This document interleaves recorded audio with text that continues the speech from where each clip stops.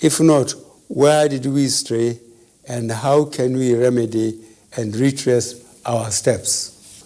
Upon attaining independence, Nigeria's growth trajectory was anchored on policies and programs that positively impacted on all sectors of the economy.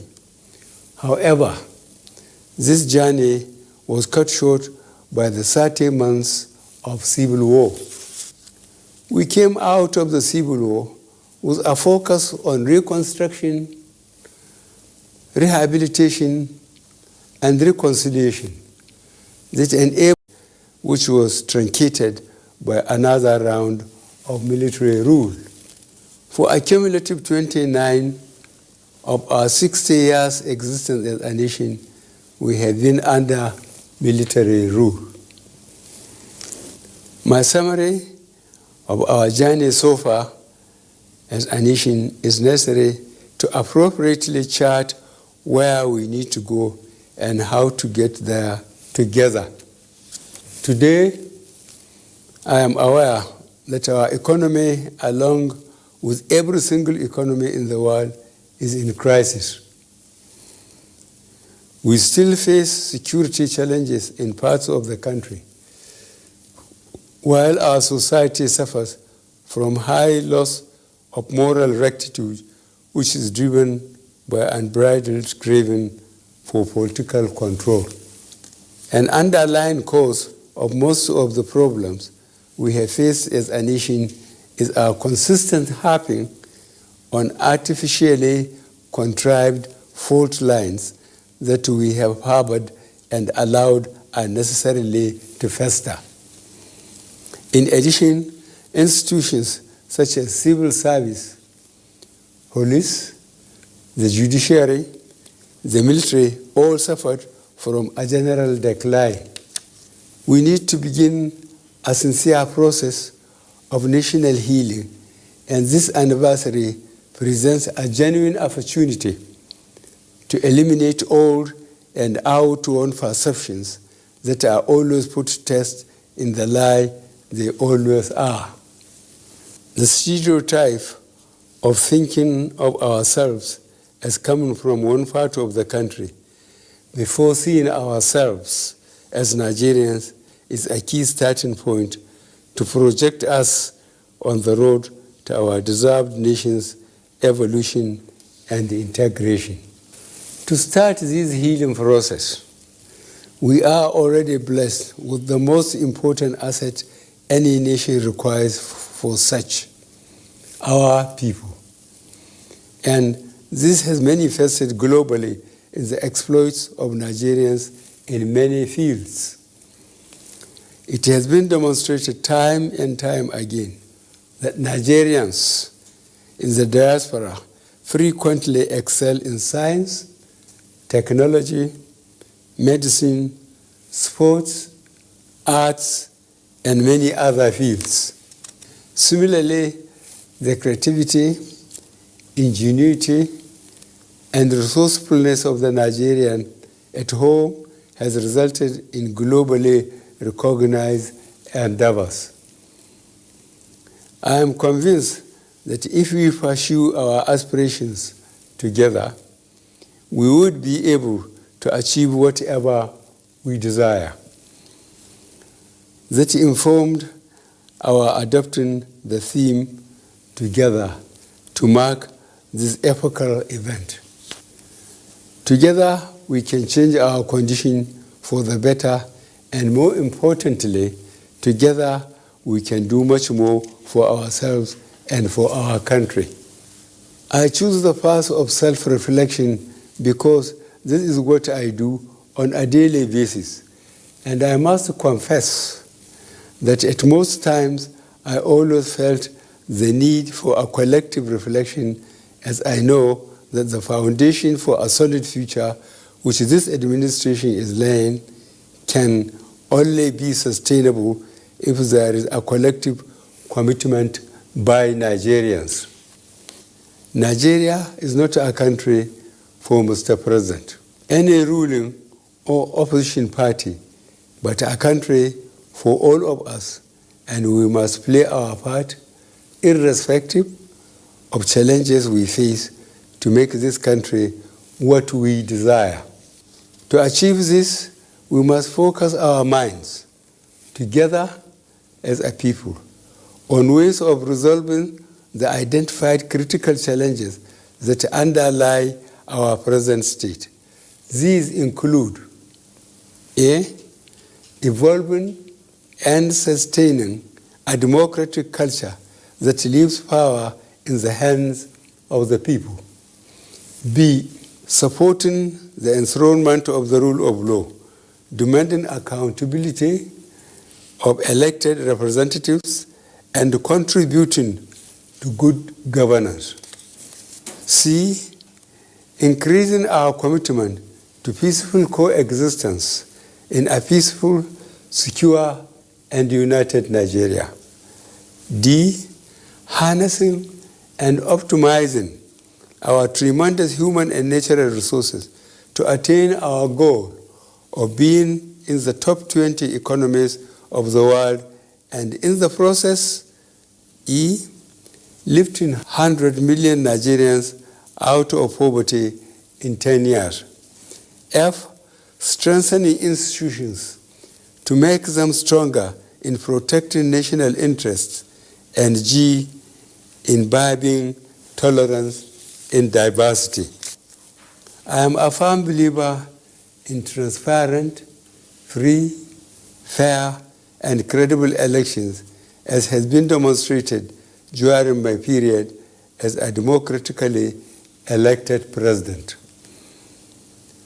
The recent build-up and eventual outcome of the Edo State election should encourage Nigerians that it is my commitment to bequeath to this country processes and procedures that would guarantee that the people's votes count.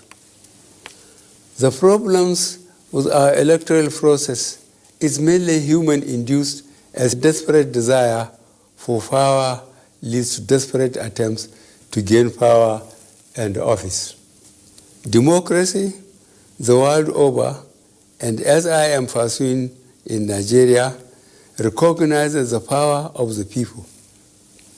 However, if some constituencies choose to bargain off their power, they should be prepared for denial of their rights. This goal is made more urgent if we realize that even after a transparent, free, fair, and credible election, desperation leads to compromising the judiciary to overturn legitimate decisions of the people. It is necessary to, therefore, support the enthronement of the rule of law by avoiding actions which compromise the judiciary. Fellow Nigerians, our history has shown that we are a people that have the capacity to live peacefully with one another. As a government, we remain committed to our constitutional oath of securing the lives and properties of the citizenry.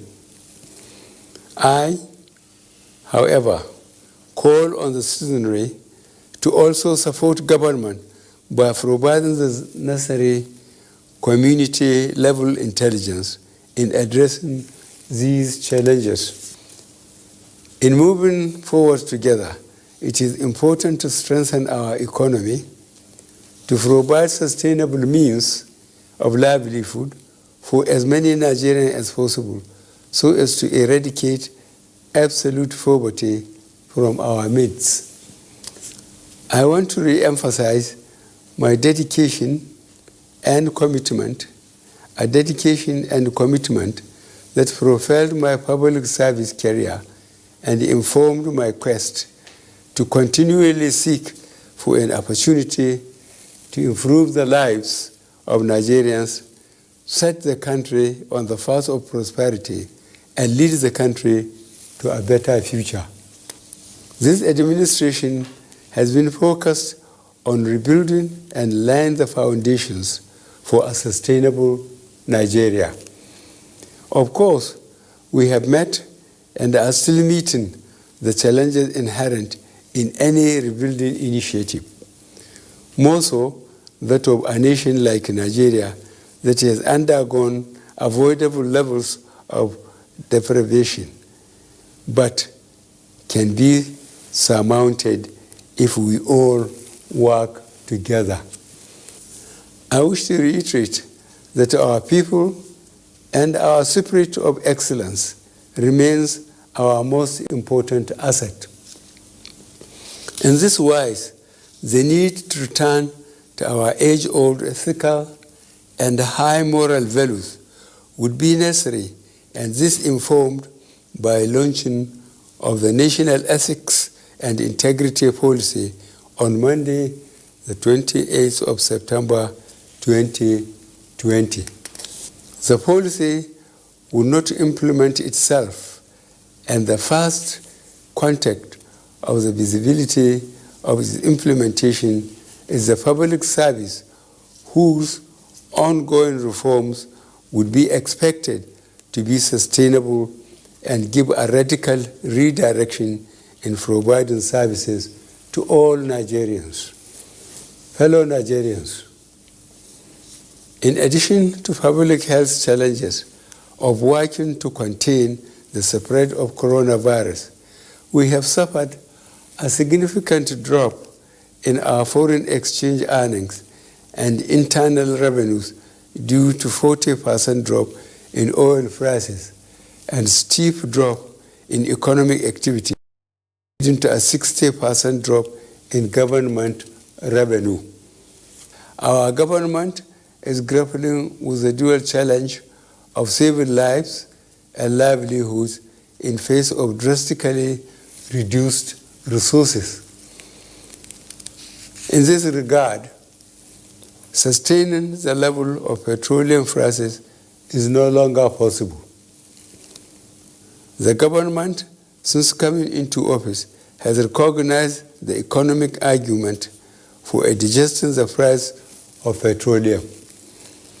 But the social argument about the knock-on effect of any adjustment weighed heavily with the government. Accordingly, in the last 3 years, we have introduced unprecedented measures in support of the economy and to the weakest members of our society in the shape of A, trader money, B, farmer money, C, school feeding program, D, job creation efforts, and E, agricultural intervention programs. No government in the past did what we are doing with such scarce resources. We have managed to keep things going in spite of the disproportionate spending on security. Those in the previous government from 1999 to 2015 who presided over the near destruction of the country have now the impudence to attempt to criticize our efforts.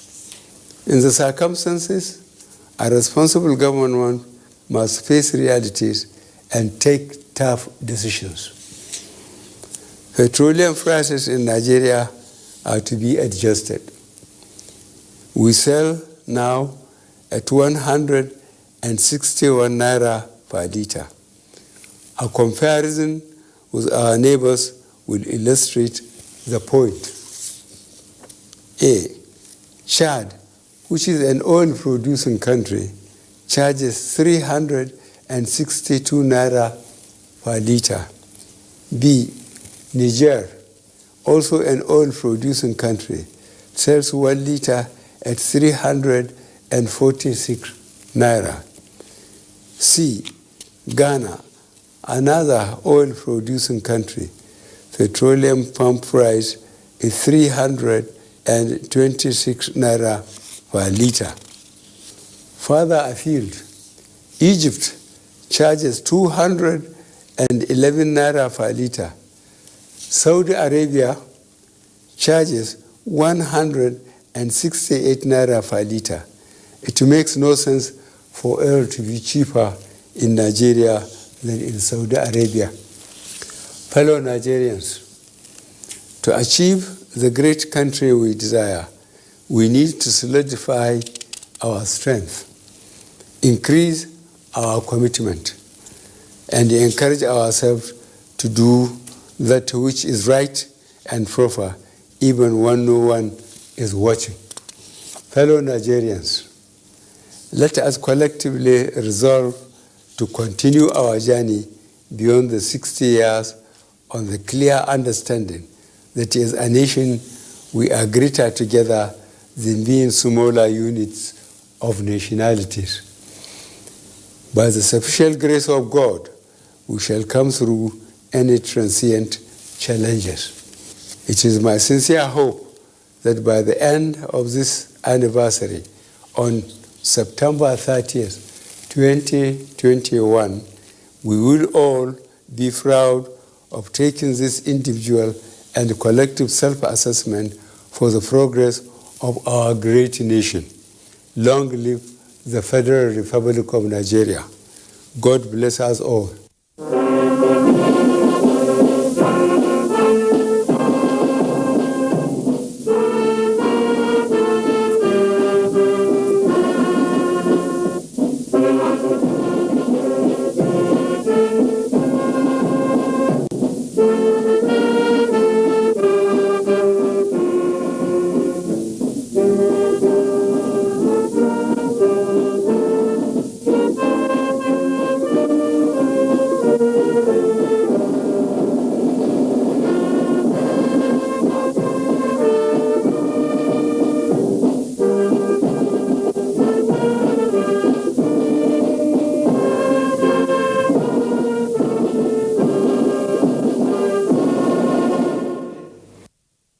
As we celebrate. Susu is fine. No, she's not crying, oh. But we are watching cartoon. Ask grandma, I'm the one that used to take care of Yabo that time.